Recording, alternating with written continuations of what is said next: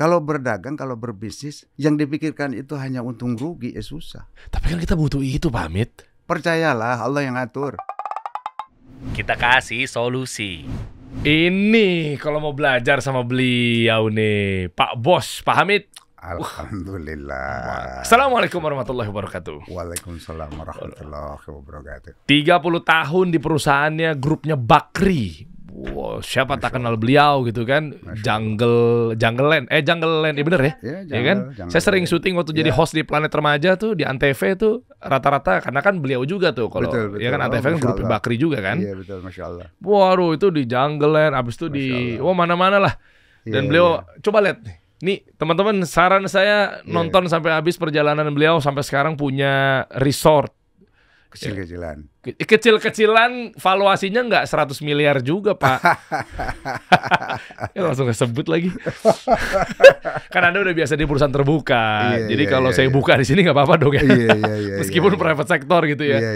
Perjalanan beliau tuh direktur utama di perusahaan ini, komisaris di perusahaan ini. Waduh, Bakri Land Development, TBK, direktur PT Bakri Infrastruktur.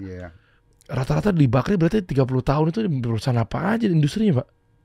Lebih banyak di properti. Properti ya? Iya. Makanya Anda juga sekarang bangun di Bogor. Iya. Luas berapa? 3 hektar? 3 hektar. 3 hektar. 3 hektar. Tadi itu valuasi 100 miliar. Saya pun juga. Waduh. Teman-teman kalau pernah lihat postingan saya seru-seruan nyari amplop ya, main apa namanya? Sampai lupa gue namanya. Paintball. Wah, seru tuh di situ tuh. Atau trekking ke dalam hutan. Trekking ke hutan-hutan saya. Teman-teman naik ATV. Berenang di kali. Wah, iya. Kita berendam di air terjun. Di Bogor tuh ya. Betul. Itu banyak minat. Sebenarnya saya berangkat dari keresahan yang udah ada sih, Pak Hamid ya. Nanti Anda bisa jelasin ya, dan menariknya nanti Anda bisa bocorkan rata-rata kalau bisnis resort itu kan, maaf ya, tanpa mengurangi rasa hormat ya. Ini kan susah ya di Bendung, orang bawa pacar, berbuat aneh-aneh, mabok-mabokan. Anda berani sekali tuh nulis tuh ya, dilarang membawa alkohol. Omset bisa sepi, Pak Hamid. Itu tuh peluang. Tapi kok bisa gitu loh? Ternyata menjalankan bisnis sesuai dengan syariah tuh bisa ya.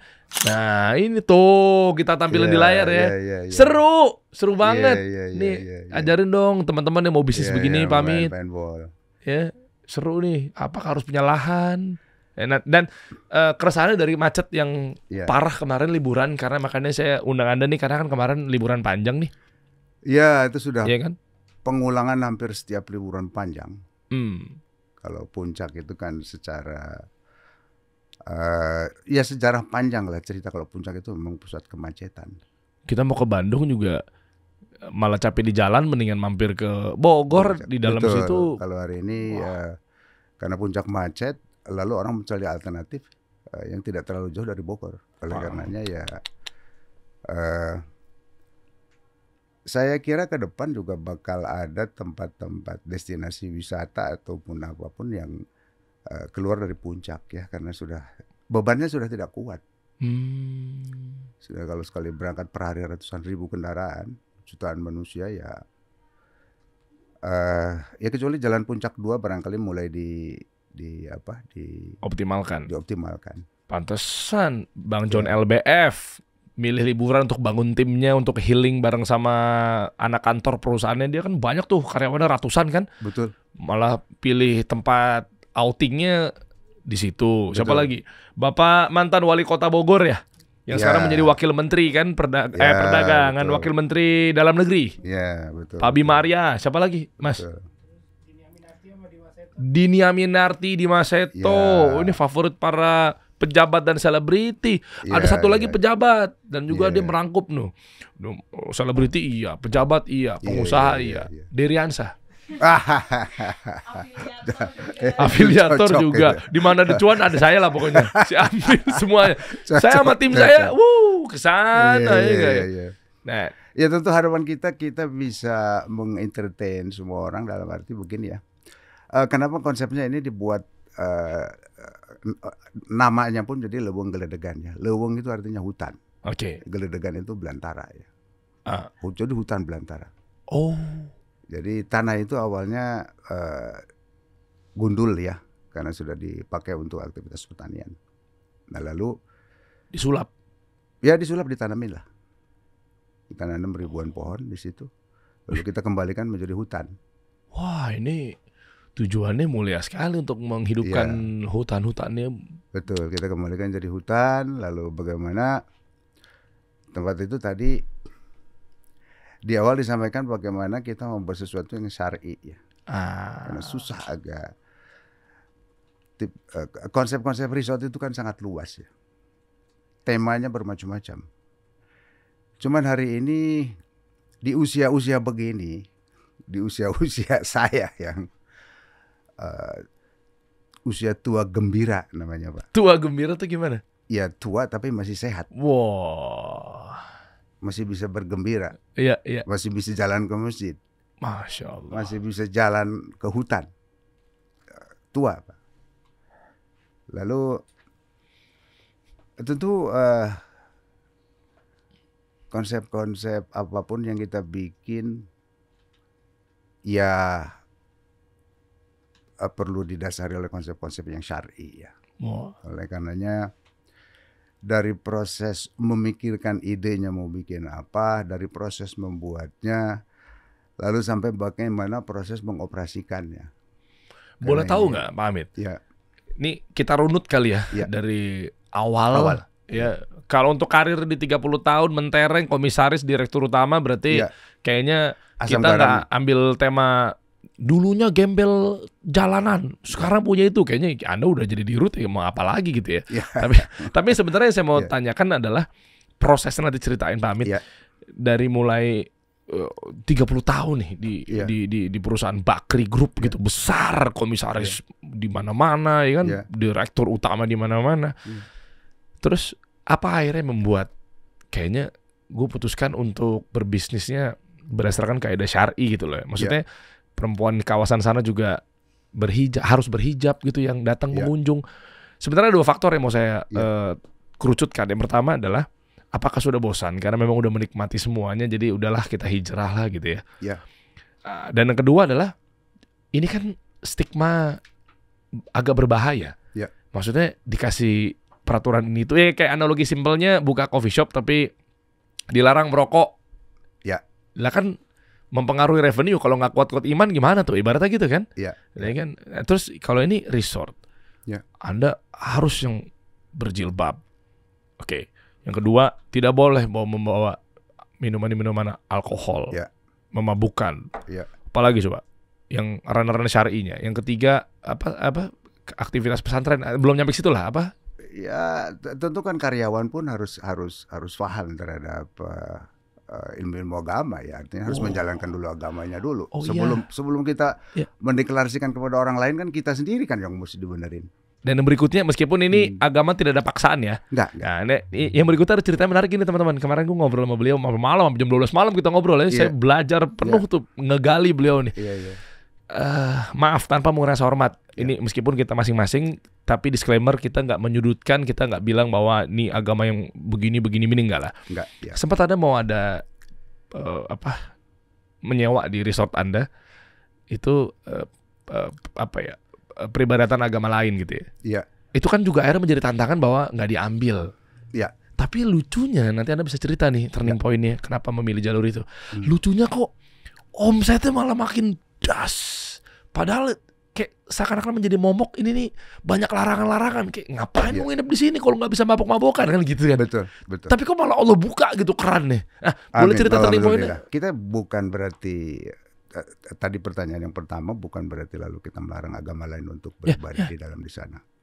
Tapi karena mohon maaf dengan segala hormat, karena kita ingin menjalankan syar'i, lalu tentu anak-anak pun kita mulai harus dari anak-anak. Dari orang yang bekerja. Anak-anak yang bekerja. Lalu mereka tidak menerima manakala ada aktivitas yang di luar pandangan syar'inya mereka, termasuk lingkungan setempat, warga masyarakat setempat. Jadi ada beberapa keberatan dari sisi-sisi itu. Lalu yang kedua, kalau mengenai minuman keras dan lain sebagainya, beberapa kejadian pernah datang membawa lalu ya kita larang dengan cara baik-baik lah. Karena harapan kita orang datang ke sana itu untuk beraktivitas yang sehat, yang positif.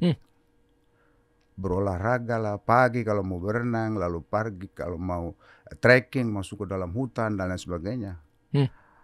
Mau istilah kalau orang muslim mau bertadabur alam, bagaimana melihat hutan seperti itu dan lain sebagainya. Jadi kalau dalam kondisi orang mabuk-mabukan, bagaimana bisa beraktivitas seperti itu? Oke. Itu yang pertama. Lalu yang kedua, kalau mabuk-mabukan di tengah hutan kan terlalu risiko. Terlalu berisiko. Apalagi dengan kontur yang seperti itu. Oleh karenanya pelarangan itu sangat bermanfaat buat dirinya juga, buat diri orang, buat diri tamu, bukan buat kita. Kalau terjadi kecelakaan kan seperti apa? Sehat-sehatnya orang mabuk ya susah ya.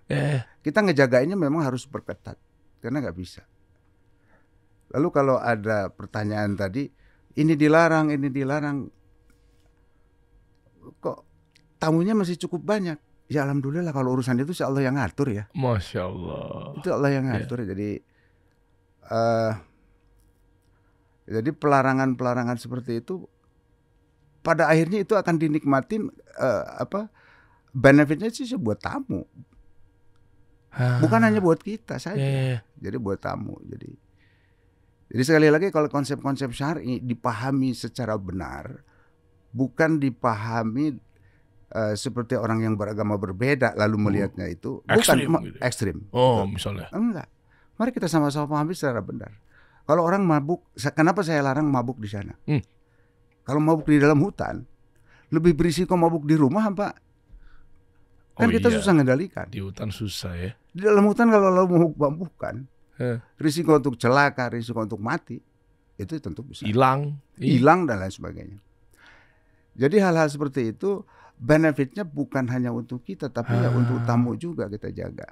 Islam begitu ya ternyata ya. Iyalah. Makna rahmatan lil alamin tuh begitu maksudnya ya. Betul. Jadi jangan langsung kita alergi dan juga reaktif mengenai wah ini. Kenapa ini begini? Gitu. Kenapa begitu?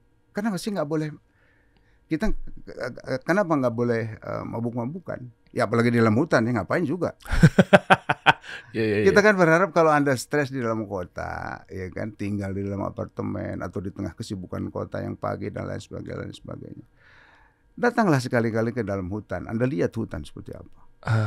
Coba nikmatin itu. Anda trekking, Anda masuk ke dalam hutan, Anda lihat pohon-pohon itu. Anda lihat bagaimana Allah menciptakan kesuburan pohon-pohon itu di dalam hutan. Tidak ada yang mupuk. Iya lagi. Tidak ada yang mupuk, tidak ada yang memberi tidak ada yang nanamin. Tapi pohon-pohon bisa tumbuh sedemikian rupa, besar-besar, sehat. Begitu. Jadi segala macam yang kita harapkan orang yang sudah stressful tinggal di urban ya. Hari ini kan masyarakat urban itu udah lebih dari 60%. Tinggal di kota dengan kesibukan yang sedemikian rupa.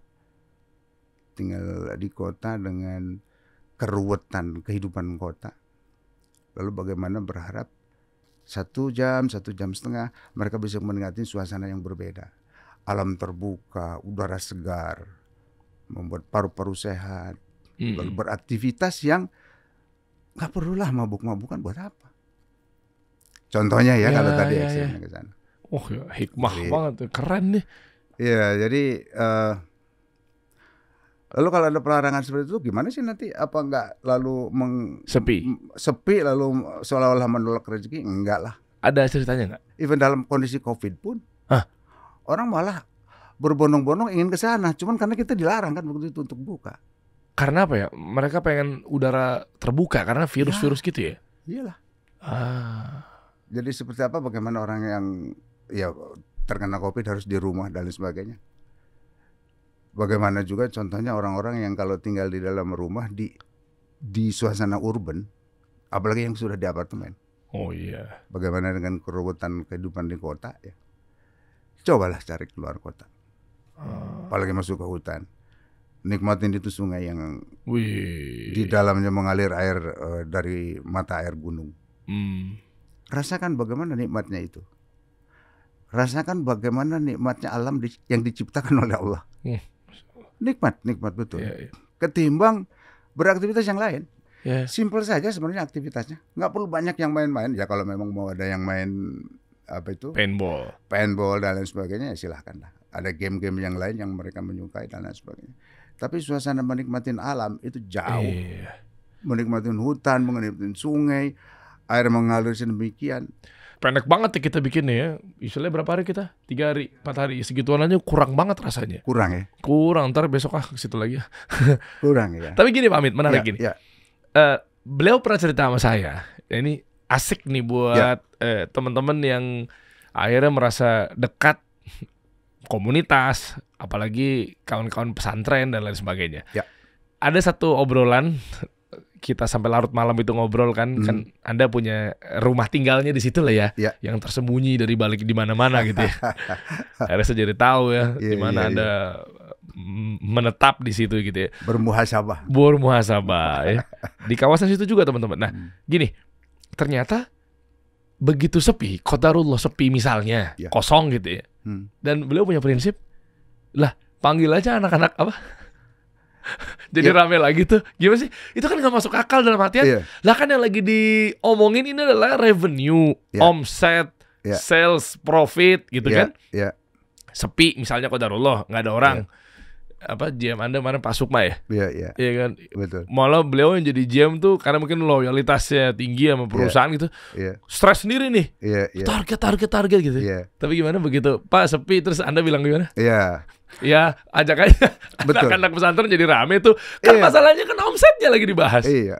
Ajak aja anak yatim piatu. Begini ya, kalau berdagang, kalau berbisnis, yang dipikirkan itu hanya untung rugi, susah. Tapi kan kita butuh itu Pak Amit. Percayalah, Allah yang ngatur. Masya Allah, iya sih. Anda harus percaya. Ada 2 benefit Pak. Kalau benefit itu ukurannya selalu uang, ya itu pasti orang akan teriak. Tapi kalau benefitnya itu nanti untuk urusannya di alam akhir, kan beda. Memang tidak kita rasakan benefitnya berupa nilai. Contoh, Pak ini kalau kosong seperti apa? Ngapain kamu pusing? Nanti juga penuh. Undang aja itu anak yatim. Tapi kan jadi keluar biaya buat ngasih makan mereka. Lah kan yang diomongin omset. Kalau kita keluaran biaya, di mata Allah jadi benefit atau jadi cost? Oh iya, Masya Allah. Kita keluarkan biaya, kalau dengan niat, maka segala sesuatu tergantung kepada niat. Niat, iya betul. Segala sesuatu tergantung pada niat. Orang melihatnya saya mengeluarkan biaya buat ngasih makan anak yatim. Ya, di mata Allah biaya apa bukan? Ya bukan. Buat kitanya. Buat kitanya bukan lah. Buat kita jadi benefit, jadi untung. Kalau selalu yang dipikirkan, ini bagaimana kosong, ini bagaimana supaya nanti kalau nggak sustain dong, kalau nggak ada dapat berincome. Enggak lah, Allah yang jamin. Dijamin sustain. Dijamin sustain kalau kita percaya bahwa kalau kita mengeluarkan sesuatu bukan cost tapi malah benefit. Oh, kebayang. Berarti langsung atau secara tidak langsung Pak Hamid melakukan atau mengamalkan dalil sebaik-baiknya manusia yang bermanfaat buat orang lain. Persis. Nah, dan ditambah lagi dalil yang berikutnya diamalkan beliau. Ketika kita pengen merubah nasib kita, kondisi kita, ya Allah tidak akan merubah sebelum kita mengubahnya itu sendiri. Hanya kan? kita lah yang bisa merubah. Nah, artinya kan dengan tadi niatnya itu, ini untuk menghidupi orang, ngasih makan orang. Apalagi kan sebaik-baiknya sedekah, itu kan banyak juga tuh. Betul. Ya kan? Air, itu kan dalilnya jelas tuh. Betul.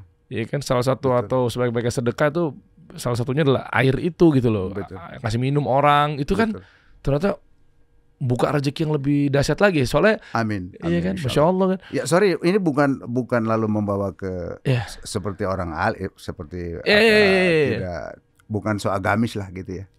Tapi kalau kita cermati, kita amati seperti itu. Apapun yang kita buat kalau dengan niat bahwa hanya untuk mencari ridho Allah, insya Allah sustain dia. Masya Allah. Coba kita langsung teknis ya. Ya. Ketika misalnya qadarullah sepi misalnya, ada target kan perusahaan, PIC gimana cara putar otak, Ya. karena dia penanggung jawab, person in charge itu. Ya. Itu datangin anak yatim. Totalnya berapa misalnya? Ya. Sebut aja berapa? 1 bis, 2 bis. Ya, anggap 2 bis lah. 2 bis berapa isinya? 80, 100 orang. Anggaplah kalau bis yang 3/4 lah, 40, 80 lah. 80. Anggap 100 100 sama lah, ya kan? ininya sama timnya, sama drivernya masa kagak makan ya kan? Iya. Ya kan, sama pengawasnya ya kan, pembinanya. 100 orang. Ya. Itu kan cost ya, biaya ya. Ya. Gimana cara hitung-hitungan matematika manusianya? Kita nggak ngatur matematika Allah nih, ya Ya. kan? Kita yang penting rencana kitanya aja gitu ya. Ya. Matematika manusianya ngasih makan, minum, aktivitas. Ini lagi sepi nih, kita Iya. ngomongnya. Iya. Biar rasional matematika manusia nih ya. Iya. Sepi Pak. Undang aja anak yatim, ntar juga rame. Iya. Iya, ramenya orangnya bukan aktivitasnya, yang lagi Betul. bahas adalah uangnya gitu ya Betul, masuknya. Betul. Keluar biaya 100 packs. Ya. Ngasih makan. Ya. Kan kagak suruh dia muter dari pagi sampai malam di hutan kan Pak. Itu Betul, kan anak iya. yatim diundang bukan Ya. bukan buat di sono main ke hutan, bukan begitu kan. Iya, Ada betul. makannya, minumnya. Betul. Terus gimana cara return on investment? Ya. Memberikan manfaat buat orang, terus Ya. apa yang dirasakan Pak Amit saat itu bener terbukti bahwa jebret gitu loh. Kalau hitung-hitungan matematika duniawi lah, terlalu kecil lah ya. Wah, Jadi kalau 100 orang, anggaplah per pack-nya itu kita berapa? Sehari 100? katakan 100.000. Iya, kan seharian. 10 juta. Oke. Kalau tipikal resort seperti ini, sejelek-jeleknya kita main di 52 minggu, Pak. Jadi kalau tipikal kayak begini, kita nggak mau mikirin orang yang mais, yang meeting dan lain sebagainya dari Senin sampai Jumat. Alhamdulillah kalau weekend, Jumat dan Sabtu itu penuh. Jadi kalau 52 itu kali 104. 52 gitu kan. 52 minggu kali 2 hari karena di dalam per week itu kan ada 2 hari. 104 hari. Anda mau setiap minggu mengadakan memberikan kesempatan kepada anak-anak untuk bergembira, dihibur dan lain sebagainya, anak-anak yatim dan lain sebagainya. Tadi 10 juta ya 40 juta. Kecil. Oke. Kecil, matematikanya kecil. Iya, kadang kita terkungkungnya sama angka 10 %. jutanya itu. Nah, ini mindset pengusaha begini nih. Karena keluar Kalau 10 hari ini juta nih gitu. satu hari di dalam kondisi yang penuh, weekend itu bisa termasuk F&B revenue dan lain sebagainya. Itu bisa 150 juta semalam. Sejeleknya 125 juta lah. Anggaplah dipukul di tengah lah di 140-an juta sehari semalam. Dan marginnya kan cukup tebal. Iya, F&B. Itu kalau logika hitungan matematika dunia. Oke. Apa ada pernah seseorang yang berhitung matematika seperti itu lalu jadi miskin? Kan nggak ada lah. Masya Allah. Iya. Nggak ada. Nggak ada orang yang berinfak lalu jatuh miskin. Silakan buktikan. Susah ya kalau selalu semua diukur dari sisi matematika dunia. Kalau semua selalu diukur dari sisi uang gitu. Uang, nilai, rupiah, yang rupiah nilai, susah. Sementara itu alat ya. Itu hanya alat. Bagaimana kenikmatan batin Anda pada saat Anda men-spend sesuatu? Bagaimana kalau kenikmatan batin Anda kalau begitu Anda melihat anak-anak yatim rame-rame berenang dan lain sebagainya, menikmatin. Lalu bagaimana menikmatin makanan yang kita sajikan yang enak dan lain sebagainya. Coba rasakan, coba lihat deh. Betapa bahagianya mereka, betapa bahagianya kita melihatnya. Dan itu kebahagiaan itu agak susah diukur secara kuantitatif. Kalau pakai matematika dunia kan susah. Apakah besar uang 10 juta dibanding dengan umpamanya dalam satu hari aja kalau di posisi weekend lalu kita cerita di 8 minggu. Kan 8 hari kan 2 kali 4 dalam satu bulan kan jadi 8. Masa sih masih khawatir pada saat dari Senin sampai Kamis itu kosong. Lalu diisi sama mereka. Ngapain? Oke. Pelit amat gitu. Ya. Bukan pelit amat, itu pelit amat tidak berhitungan matematika dunia. Ya. Secara perhitungan matematika dunia pun masih oke kok. Apa bedanya Anda ngasih CSR kepada yang lain? Iya gitu sih. kan? Apa bedanya? Kan ada porsinya.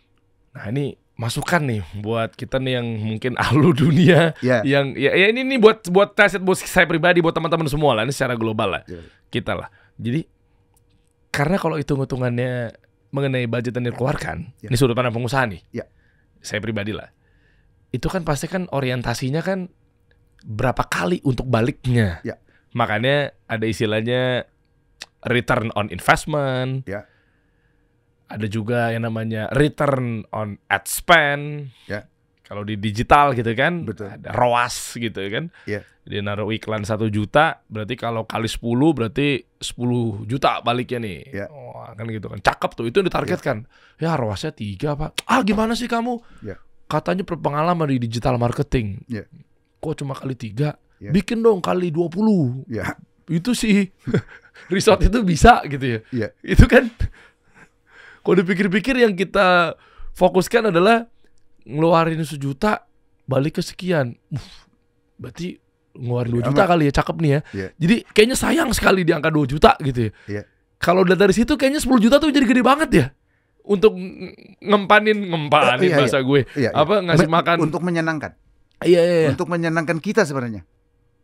Coba nanti rasakan. Tapi 10 juta apa masalahnya? Kalau dikonotasikan 10 juta kayaknya gede banget gitu loh. Untuk menyenangkan gini, konotasi ininya ya, menyenangkan anak yatim kan menyenangkan diri kita ya. Sekarang Anda berlibur ke Eropa 10 juta kan. Kena lagi gue skakmat nih. Lu Anda berlibur ke 100 Eropa juta lu kayaknya happy-happy aja ya. 10 juta hati Anda senang. Saya jamin. Anda lihat, Anda pegang itu anak-anak kepalanya. Kesenangannya susah diceritain. Boleh deh kalau belum dicoba silakan dicoba sebanyak-banyaknya. Masya Allah. Kalau niatnya gini gimana Pak? Ya saya sebenarnya nggak mau minta fatwa. Sorry, ini bukan, moga-moga Allah ini bukan sesuatu yang apa itu ria ya. Ini justru ini buat menginspiratif. Jadi kan inama lu biniat, tergantung di Arba'in Nawawi yang pertama inama lu biniat gitu kan, tergantung kan niatnya teman-teman sama niatnya Pak Hamid kan beda-beda ya. Anda nggak bisa justifikasi juga gitu ya.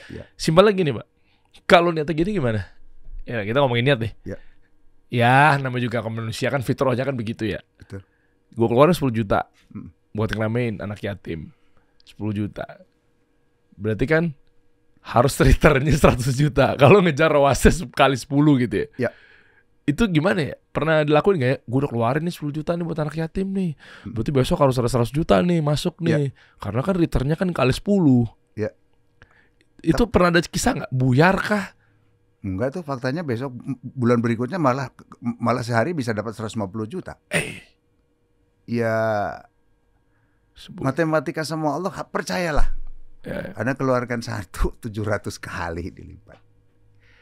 Tapi oleh karenanya kalau matematikanya selalu matematika dunia, nggak pernah akan ketemu. Karena matematika dunia adalah matematika yang betul-betul harus satu-satunya yang dipegang secara real ya.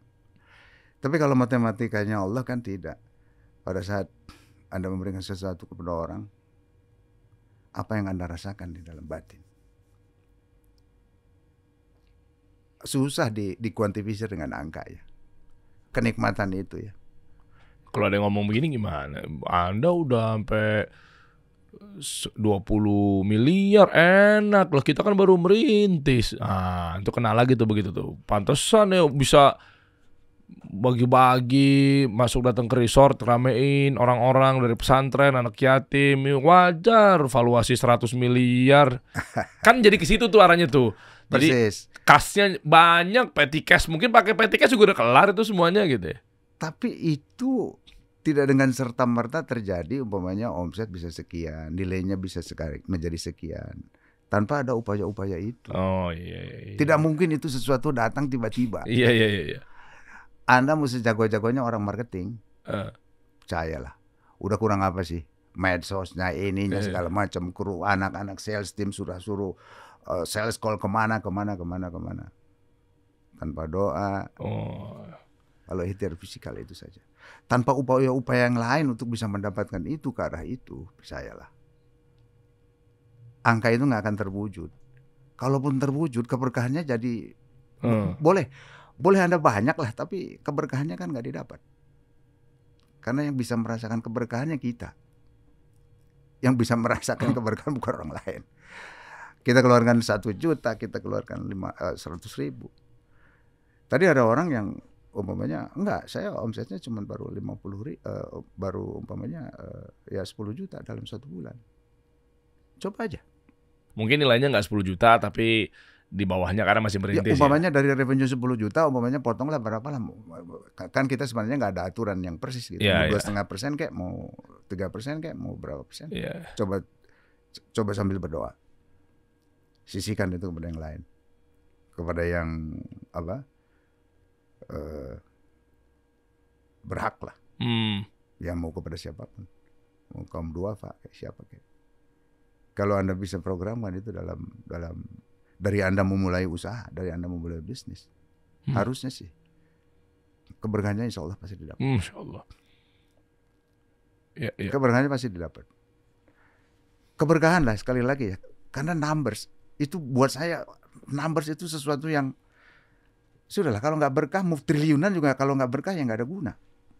Tapi kalau 10 atau 10 juta, tapi kalau keberkahan kan adanya keberkahan ada di dalam hati masing-masing orang. Percuma 1 triliun tapi jadi buat rumah sakit karena kan tadi ya masuk ke daging ya, mungkin Allah nggak berkah, hasil dari mana? Boleh jadi. Jadi yang namanya keberkahan itu kan tidak bisa dinilai dari angka 1 triliun, dari 100 juta. Orang mungkin kalau 100.000 pun keberkahan, ya itulah berkah. Luas sekali maknanya. Nikmat di situ. Sama seluas resort Anda. Masya Allah. Tuh, kita buka coba nih. Ini yang dari tadi kita omongin teman-teman. Ini saya jujur ya Pak Amit ya. Saya mau berbagi pengalaman dan testimoni tanpa dilebih-lebihkan.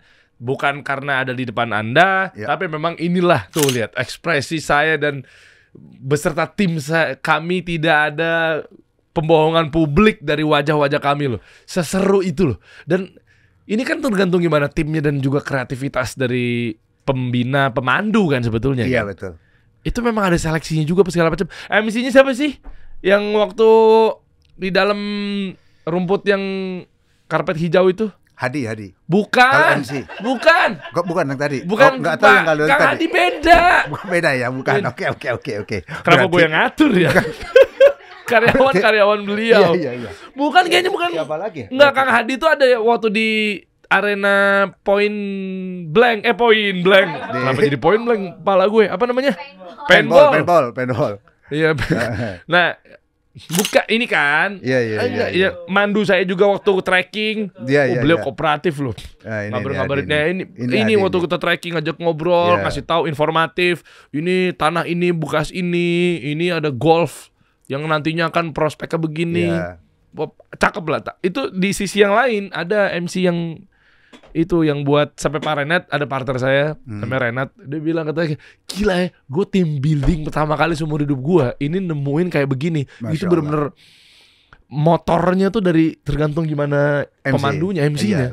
Iya kan? Games yang sama tapi kalau nggak reaktif kan kayak gimana ceritanya, kita lagi berdebat terus dia turun, kita dikasih kartu kuning, dikasih kartu merah. Kan kooperatif ya begitu ya? Iya. Wah seru deh pokoknya deh. Iya. Sebenarnya kan sederhana saja konsep-konsep team building. Sebagaimana dibuat sederhana kan tetapi bermakna. Iya. Tapi bermakna. Ya memang kuncinya dari MC maupun pembawa guide-nya gitu ya. Itu jadi menyusun sedemikian rupa karena kita sudah berulang-ulang sih. Jadi terus-terusan direview mana kurang mana lebih dan lain sebagainya. Ya harapannya seperti itulah. Jadi terima kasih kalau krunya kasih solusi ini cukup senang di sana. Sangat senang kita. Berharap kembali lagi suatu saat ke sana. Amin. Dan konflik-konflik di dalam sana tuh kan kantor hilang ya. Supaya hilang gitu ya. Jadi jangan sampai berantem yang terus terbawa gitu kan. Ya kadang-kadang kalau konflik di kantor kan antara si A dengan si B selalu terjadi lah. Apapun lah. Cuman bagaimana supaya nanti kalau di lapangan konflik itu menjadi ya berdamailah, akur kembali. Jadi bagi siapa yang di kantor berkonflik gitu kan dengan bagian ini dengan bagian ini kan kadang-kadang selalu cekcok. jangan cekcok itu jangan dibawa ke hati. Nah, kalau memang susah diselesaikan, ya pergilah ke LGE. Wes mantap. LGE. Sorry, ini bukan iklan. Tapi memang benar, iya. Ini maksudnya, dan ya nggak tahu lah kalau teman-teman saya nggak ngerasa pengen disegani atau disungkani gitu ya, enggak ya. Tapi mungkin teman-teman tahu lah kalau saya di kantor gimana gitu ya, ada ketegasan dan lain sebagainya. Tapi cuma di LGE. Ya. Dikurang ajarin. Ya. Kadang dicaplok pakai. Ya itu. Kalau kalah itu pakai kapur kan putih kan. Di situ nggak ada pangkat gitu kan. Betul. Disuruh goyang ngebor lah begitu saya. Ya kan terus abis itu disiram air. Kok gua nggak marah gitu loh. Lagi main rafting, cerot. Iya, jadi seru semuanya hidup gitu loh. Betul. Wah mantap memang nih LGE nih. Lowong Geledegan Ekologi. Wah. Total berarti udah berapa tahun? Tahun kelima. Tahun kelima beroperasi, membuatnya 1 tahun. Jadi tahun ke-6 lah dari semenjak dibangun ya. Udah lewatin fase momoknya perusahaan kan di 5 tahun pertama kan? Betul. Ya alhamdulillah lah. Dulu ini tanah ini tidak bernilai. Tanah ini sangat, ya kalau dibilang secara matematika dunia itu sangat murah. Karena dulu pemiliknya kan konturnya juga gitu ya. Murah lah, nggak usah ditanya berapa murah gitu. Tapi murah sekali itu tanah. Emang iya? Lalu tadi bekas tanah apa? Dulu itu dipakai pertanian, belakangan tuh dipakai untuk tanaman-tanaman pisang. Jadi dulu dari hutan barangkali terus diolah menjadi tempat yang bisa dimanfaatkan. Lalu kami tanamin kembali, Pak. Jadi dengan konsep kembalikan ke hutannya. Saya lupa entah berapa ribu tanaman yang sudah saya tanam. Makanya sekarang antar bangunan dengan bangunan sudah nggak bisa saling melihat kan. Kalau dulu bisa terlihat semua. Iya. Ya insya Allah. Masya Allah. Nih kalau teman-teman pengen menyelesaikan konflik karyawannya, timnya dan lain sebagainya, pergilah ke LGE ya. Ya silakan. Supaya lupa lah. Iyalah, sesuai dengan namanya LGE kan lancar, gembira, enak gitu. Jadi usahanya lancar, timnya gembira, nanti ujung-ujungnya kita enak bersama gitu kan.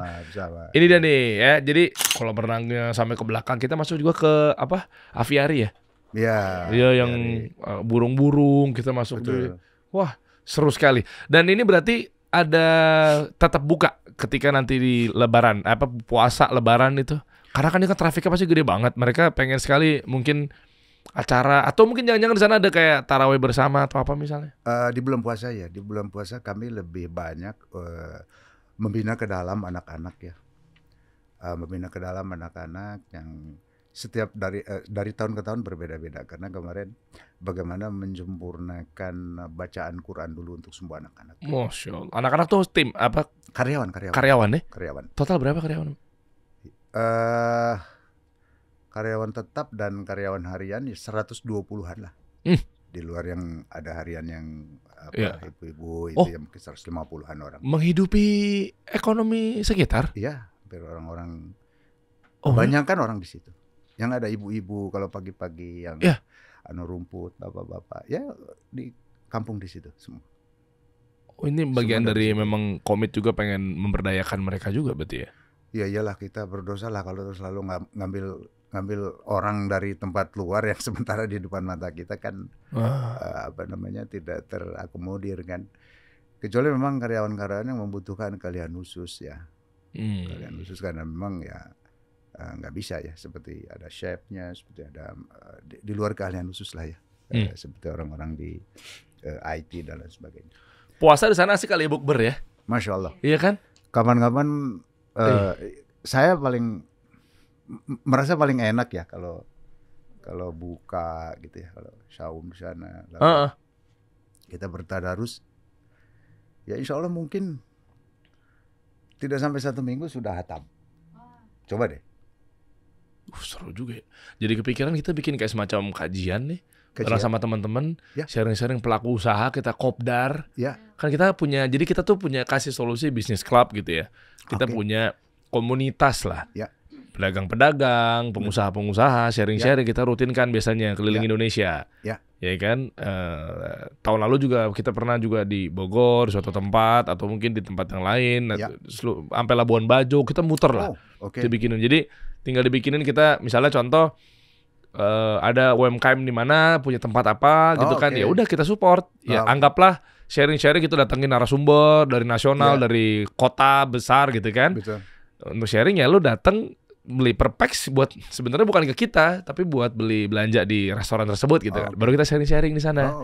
Nah, kita coba bikin aja Delvia, dirutinkan untuk bukan rutinkan, maksudnya dibikin untuk plan yang di terdekat. Kopdarnya kita sebutin juga kopdar ya. Ngobrol-ngobrolnya di sini. Cakep tuh. Misalnya puasa, kita bukber, sharing-sharing. Ya, nanti ada kajian. Iya. Ada kajiannya, ada apa segala macam. Nanti kami yang nyiapkan kajian. Enggak, betul. Itunya. Gini aja, memang kita benar-benar profesional. Maksudnya memang yang didapatkan bentuk komitmen ketika dia membeli sesuatu dan sebenarnya balik lagi ke dia juga sih ya. Betul. Nanti kita ngobrol aja ya, Kang ya. Apa namanya, berapa per packs-nya, hitungannya, apa segala macamnya. Kita jadikan sebuah, memang mereka oke kok support untuk workshop, dapat ilmu. Kadang kita kalau ada waktunya pas, nanti saya bawa Bang Menteri Teguh Rifki, kadang Menteri Ekonomi Kreatif, kan kita sama beliau juga kemarin di Jogja sama beliau. Saya sama beliau tuh komit lagi pengen support konten kreator di seluruh Indonesia. Jadi waktu kita ke Jogja, komunitas lu, ayo dong kata Bang Menteri Teguh Rifki kan. Bawa aja semuanya, kita kopdar di situ. Nanti Bang Menteri sharing-sharing juga. Nanti coba dijadwalkan. Kalau teman-teman mau nggak, saya buka nanti di bulan puasa insya Allah. Biasanya saya langsung nembak-nembak aja. Memang kalau alhamdulillah. Kita mah nembak-nembak aja kita ya nggak. Kalau kemarin tiba-tiba kita buka sharing-sharing, yang masuk 9.000 masuk di Google Form. Masya Allah. Maaf ya kalau memang kita suka dadakan begini, kita nggak janjian loh, pamit loh. Ini fadilahnya kalau ketemu sama beliau. Masya Allah. Masya Allah. Alhamdulillah. Iya ya. Pokoknya 3 hari. Nanti untuk detailnya aman pokoknya. Kan teman-teman udah tahu lah masalah harga bersahabat kita kan. Kita buatin 3 hari, udah baliknya ke kamu semua lah. Nanti lihat berapa dari HTM-nya, sharing-sharing, nanti 3 hari. Nanti detailnya memang siapa pengisinya. Nanti saya bawa teman-teman dari Jakarta, afiliator, YouTuber ternama. Barangkali kalau Raffi Ahmad, bro, ya Raffi, siapa tahu bisa mampirin, kita mainkan karena kita support programnya. Raffi support dia pasti untuk kebutuhan pertumbuhan ekonomi mikro kan. Nanti detailnya seperti apa, kita buka Google Form dulu. Kita buka Google Form, nanti Delvia kasih tahu tim ya, ada link di bawah. Klik aja link di deskripsi di bawah. Kalau sekarang lihat potongan di IG, masuk buruan ke YouTube kita episode ini. Mau nggak kita kopdar maksimal 400 orang, tapi maaf nih nggak bisa lebih. Jadi eksklusif banget. Betul. Jadi memang saya nggak menjanjikan akan datangkan orang-orang ini, tapi dengan program saya bersama Kementerian Ekonomi Kreatif dan konten kreator apa segala macamnya gitu kan, di bawah binaan dari utusan khusus Presiden Raffi Ahmad. Nah, barangkali beliau juga bisa mampir. Kita hidupin sharing-sharing di sana buat konten kreator, bagaimana cara bikin konten FYP, dapetin cuan tanpa produksi barang, berafiliat gitu-gitu kan. Kita nanti kamu list aja dari narsum-narsum podcast yang pernah ada kita undang, kita coba list, nanti saya WhatsApp suruh jadi narasumber sharing-sharing dari skala nasional. Masya gitu Allah. Loh. Cakep tuh ya. Cakep tuh. 400 orang doang tapi teman-teman. Ya. Nanti, karena fasilitasnya memang 400 lah. Iya. Ya, kebanyakan juga kan nggak kondusif ya. Betul. Kita 3 hari bisa berenang bareng kita. Bisa kajian. Kan bulan puasa nih buat Maret berarti ya. Betul. Buat Maret ya. Nanti kalau memang udah full rame, nanti kita kasih tahu informasinya. Betul. Hati-hati penipuan karena kita masih nampung Google Form, cuma ada link yang ada di bawah. Jadi nanti untuk detailnya ada posternya segala macamnya. Gitu. Kan gratis ngisi form. Asik tuh. Kita ngobrol-ngobrol ilmu yang bermanfaat. Kita nanti istilahnya malam-malam tahajud rame-rame. Bagi yang mau tadarus rame-rame. Tadarusan. Bagi yang mau kajian. Bagi yang masih bacaannya kurang-kurang begitu baik, kami bisa siapkan gurunya. Ada berarti program tahsin juga bisa ya? Ada. Belajar-belajar di situ, latih. Tahsin sudah rutin kita lakukan. Oh, udah sekalian aja nanti ngobrol nanti. Tolong dong nanti apa Delvia ya. Dicatat apa program yang bisa kita penuhin. Pokoknya Ramadan yang fun Ramadan tapi tetap berfaedah lah. Betul. Cakep tuh di situ. Amin insyaallah. Jadi program tahsin program yang sudah rutin kita lakukan. Paintball. Siapapun. Ya, paintballnya sore-sore menjelang buka. Bah, kalau pagi nanti buka jam 10 siang nanti. Nanti Rafli kan jam 10 main, begitu peluru ditembak, bukan ngeles malah dicaplok. Mentang-mentang ada airnya. Itu cat, bukan air putih. Mau digrogot juga sama Rafli. Tapi itu kalau kemakan aman kok. Enggak, bukan masalah itunya, batal puasanya. Oh iya lupa kalau lagi puasa. Kalau bukan lagi puasa amannya, iya. batalnya. Iya kalau lagi puasa betul nggak boleh. Iya. Sore aja jam 5 ngabuburit. Ya, jadi ngabuburit cakep. sore. LG emang nih kasih solusi. Ya, komen di bawah ya. Di Google Form teman-teman, nanti kita lihat siapa cepat dia dapat. Ya 83 keluarga atau 400 packs lah. Ya.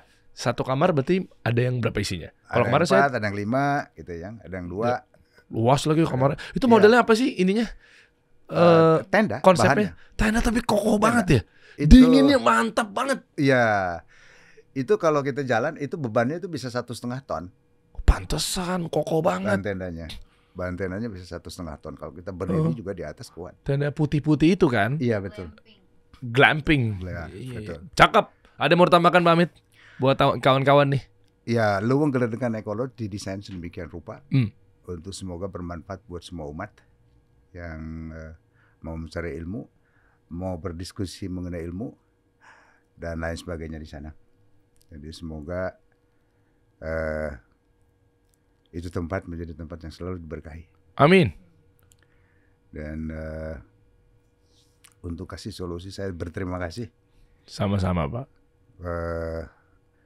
Ini benefit yang kalau dikuantifikasi itu ke dalam nilai itu agak susah itu jadinya. Masya Allah. Nilainya karena nilai-nilai keberkahannya yang insya Allah. Amin insya Allah. Yang bisa didapat. Semoga kawan-kawan dari semua tim kasih solusi selalu diberkahi. Amin. Allah dirahmati, lalu sukses selalu ke depan. Selalu mempertahankan misi-misi yang saya kalau dengar dari Bang Dery ya seperti itulah misinya. Semoga istiqomah sampai di akhir. Dan Allah selalu berkahi. Amin. Wa iyyakum. Allah barik. Pamit, terima kita ketemu di sana ya. Amin insyaallah. Kita bertemu. Tempatnya seru tuh, ada banyak. Masya Allah. Lordnya itu kan ada turunan gitu kan. Iya. Jadi kayak dia ngegantung-gantung tangga gitu. Betul. Kayak rumah-rumah, gelempeng-gelempeng gitu. Iya. 83 keluarga yuk seru. Bisa cepat nih. Insyaallah. Ya, langsung ludes nih kita mah kalau mau main mah. Soalnya keseruannya seperti itu ya. Makasih pamit. Ya. Terima kasih. Semoga Allah balas dengan kebaikan. Amin. Sampai bertemu nanti di bulan puasa insya Allah ya. Amin insya Allah. Siap. Kita kasih solusi.